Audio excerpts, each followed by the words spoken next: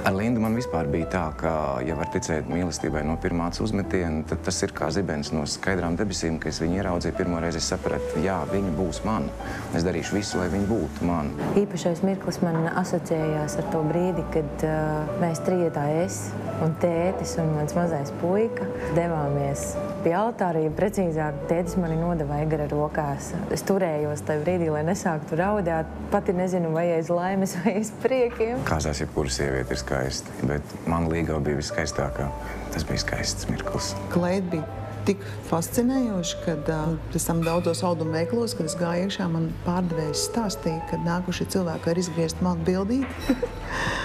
Un prasīšu, vai pie viņiem nevar nopirkt šādu audumu. Ja Līga būs skaista tikai kāzu rītā, faktiski tā būtu traģēdija. Es teikšu tā, ka man sieva, viņa ir ļoti skaista.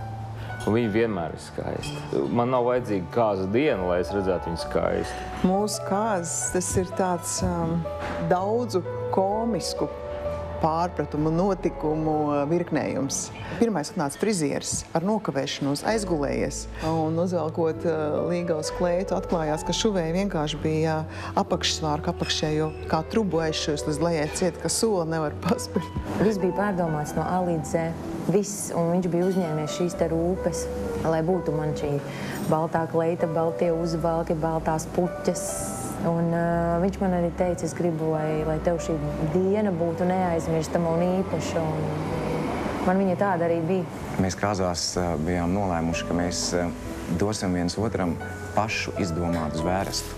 Tāpēc man šis jāvārds nozīmē ļoti daudz. Tā galvenā doma bija tāda, ka es gribu, lai tu justos lepns par to, ka es tev esmu, un es centīšos būt tevis vērta visās dzīves situācijās. Tajā brīdī notiek kaut kāda dvēseļu saplūšana citā līmenī, citā dimensijā. Tajā brīdī es sajūtu, ka netveram te pašā laikā skaidri apjaušama mantija mūs apklāja, noslēdz stāstu.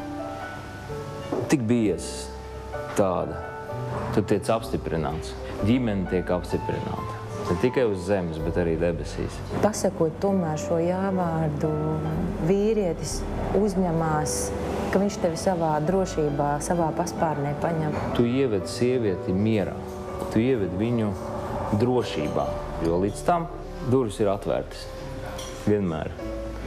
Pēc tam atvērts durvis ir tikai kopā. Tu ar šo cilvēku, kas ir kopā, tu uzņemies atbildību par to, ka tu viņu dzīvi nesabojās. Mēs iepriekšējā vakarā bijām ļoti satraukušies abi pirms kāzām. Mēs pat mazliet sastrīdējāmies, un Denis izgāja ārā, lai tā kā nomierinātos tā situācija. Un es aizgāju viņam pēc tam līdzi, un tad mēs abi tiešām nakts vidū pieņemam tādu lēmumu, ka mēs saprotam, kāpēc mēs to darām. Man patīk tas viens teiciens, nevis tas, ka nevaru bez tevis dzīvot, bet es negribu bez tevis dzīvot. Linda ir ideāla sieviete. Un ja saka to, ka vīrieti vērtē pēc sievietes, kur viņš ir spējis iekarot, un ja sieviete ir iekārojama un apbrīnojama, tad vīrietis ir stiprs. Nu, tas nozīmē, ka es esmu stiprs, jo es esmu dabūjis ļoti piepildītu un laimīgu sievieti. Viņš ir ļoti, ļoti labs cilvēks. Gudrs, interesants, seksīgs. Es saku savai sievai, ka es viņu mīlu tad, ka es tiešām viņu mīlu. Es to daru. Un es saku, ka viņa ir skaista, jo tā ir. Godīgi sakot, tādu vīrietu kā viņa es neesmu dzīvē satikusi. Tas ir, es nezinu, tā ir Dieva dāvana mūsu attiecības.